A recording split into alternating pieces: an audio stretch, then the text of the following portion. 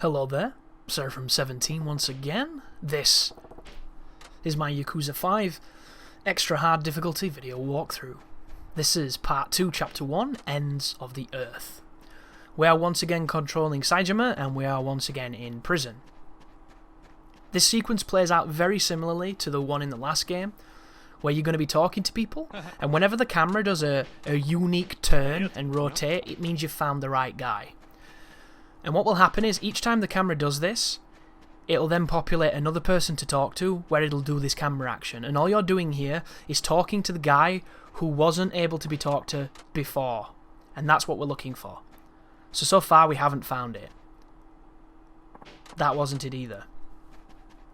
And all you do is this, up until you get the right movement. And I apologise here, guys. I wish I knew the right one every single time, but this is only the second time I've played the game. And it's a pretty simple sequence just to talk to a ton of people. And then we get a waypoint, and then we come over here and talk to the old man. There's a ton of stuff trimmed out here, guys, because there's so much talking. It's kind of crazy. But once again, now we've got a waypoint, just move towards that, nice and simple. And then it's going to take us to this crazy fancy dream world, which the game logicizes this, if that's a word, by saying use your imagination, and then it gives us an opportunity to run around a town that we're going to be running around later on in this chapter. We're doing it as classic looking Saejima, and we're reliving these moments that guy who we just talked to apparently did. And the problem here is you have to do these, and all these are examples of some of the crazy weird shit that's in Yakuza. The first one is karaoke with a hostess after you've done the hostess club. I saved you from the hostess club because you don't have to do alt there, it's complete preference, there's no real fail states to it. But I left the karaoke in just to show you how ridiculous this shit is. And also to show you that it's more difficult on extra hard, which is not saying much, even though I do think that this scroll's a little slow. How I would change this to make it better is I would give you a greater lead-in so that it's not so soon on some of the bars, and I'd have it so that it's much faster at scrolling across the screen. Because I find it really difficult on where you have to look at times on this, compared to the minigame of Haruka, which is really easy because all you have to do is look at one spot and you just have to time it. But this isn't really karaoke, is it? It's the girls singing while Saejima just gets all manly and shouts, which, if you're singing karaoke and there's some big burly dude in the background screaming out of tune, like, is there anything worse? That was a miss. Really baffling. Super baffling. This is the kind of shit where you're just like, what is this? Like, he's just shouting, that's all he's doing. And he tries to sing a little bit then, well, because she sounds really good. He's just no good. And then when he says the Ryu Ga Love, and he says it in his crazy Japanese bloody voice. And it was Ryu Ga Love. It's like luge. He loves it. Take my heart. Absolutely terrible. But it's fun if you're in the mood for it. Like, the first time I did this in these games, I thought it was hilarious. However, it's mandatory for plot this, and in the other games it was something you could take the hostesses to do or just do on your own. And if you're a trophy hunter, you've got to do this kind of shit, and you've got to do it really well too, because these games are notorious for having incredibly difficult trophies, because you have to do mini-games and get like the highest scores, and some of the mini-games are fucking evil. Like, I do not recommend trying to get that trophy on extra hard, because everything's harder. Like, you play billiards and they'll 9-ball you, like, straight up. You play bowling, every single thing is a strike or a spare. Every single game. Like, I played darts earlier, and I got murdered. And I was going for triple 20s. I got like 20, 20, 20. And like, bollocks, because I missed. First thing she hit, triple 20. And then like double bullseye. Just absolute bullshit. And there's a lot of that in this game. It's got that very old school, arcadey, archaic design philosophy of the AI cheats. And it cheats in a kind of endearing way, because once you realise that it cheats, you've got to learn how to manipulate its cheating. And a good example is the racing. If you do any of the racing in Yakuza 5, you know immediately that it's bullshit. It's just like fucking Mario 64, where regardless of how good you drive and how far you get ahead, you will never get too far ahead of the people because they rubber band you.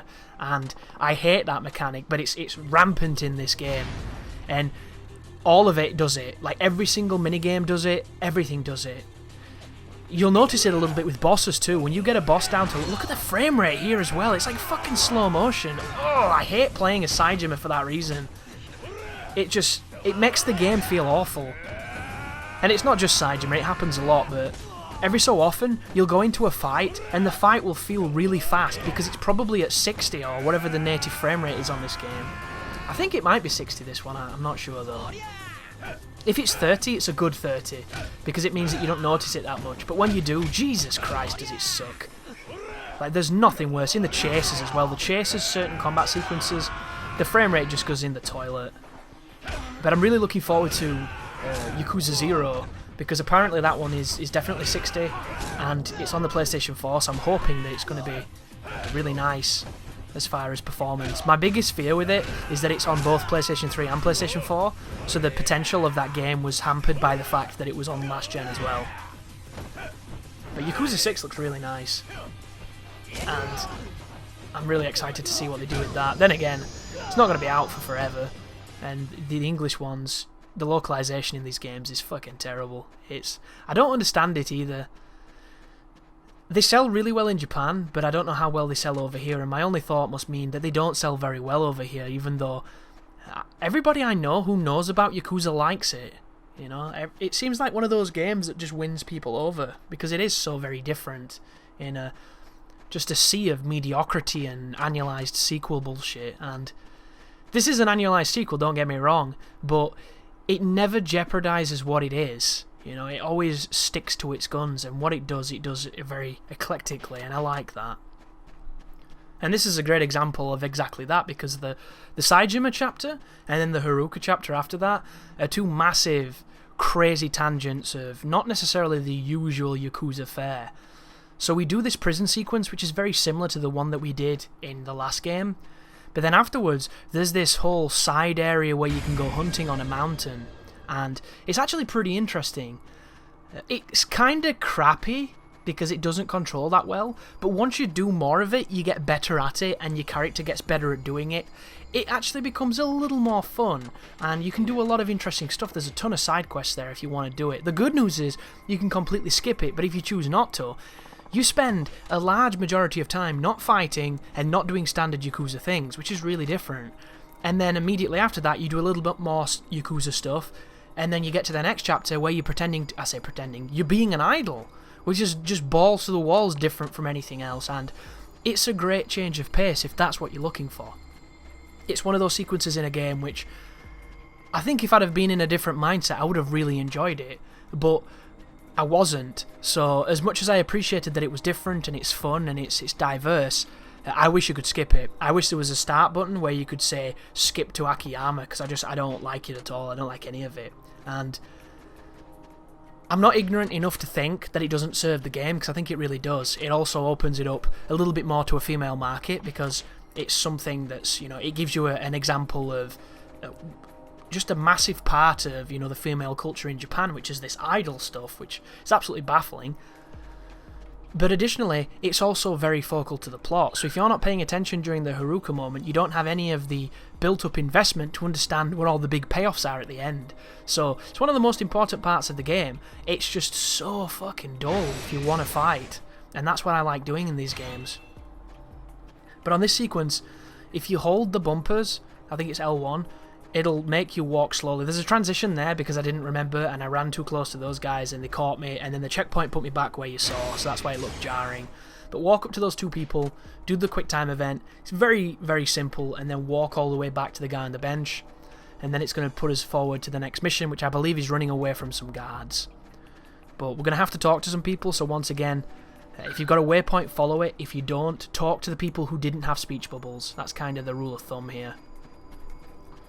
But a lot of this is simple fetch quest stuff. The parts I'm trimming out is a lot of story, it's a lot of information, and if you're paying attention to it, I do think it's easy to get lost in the narratives and enjoy them a lot.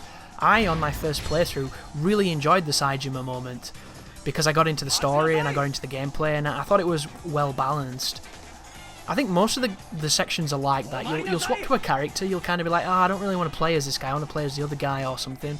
And then you'll quickly forget that and you'll get into it. And I think it does that well with everything. And interestingly so, this has got a perfect score in Famitsu magazine. And I do unfortunately hear that Famitsu magazine's kind of like a paid-off magazine. So maybe that's something to do with it.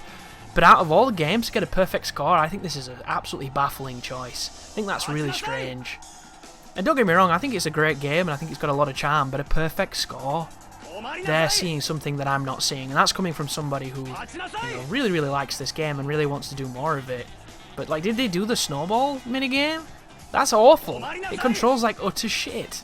It's terrible. It's some serious, like, 1995 game mechanics. Perfect score, guys? Really? I don't know. Like, in a lot of ways, I think that this game is lacking as far as being a Yakuza. I think Yakuza 4 was way more Yakuza-y than this game, because this game's got some serious curveballs. And Yakuza 3, which I think is probably one of the best games, even though it is rougher in a lot of ways. But this is a boss against Kugihara. This guy has a unique boss moveset, and this is a dude that I would really like to learn, but once again on extra hard, you can't restart. It puts you back to the last save point, and on this particular mission, I haven't saved yet. So that's all the stuff you've seen in this video, plus all the text that I was mashing through that I trimmed out with editing. You're looking at like 40 minutes of gameplay to get here. So I'm just not willing to do that, unfortunately, guys. There may be something like a no damage bosses on hard difficulty in the works. If anybody would like to see it, I don't know. I might do it just for the fun of it. And once again, it will literally be me having no HP so that when I do get hit, it doesn't take me forever to restart. And I wish there was something you could drink that lowered your HP. Like, it'd be good if you could walk up to somebody and ask them to punch you. You know, something daft like that, which put you into payback hyper mode area where your life is flashing, because to get to it you've got to find a fight, and when you want to fight you can never find one because irony. Then when you're in the fight you've got to wait for them to beat you up, and when you want them to beat you up they never touch you, and then finally when you're in it you want to get back and you want to try and save it, but you've got to be super quick in the hideout because if you're not it'll heal you too much and you'll be out of it again and you have to repeat the process. It's a pain in the ass.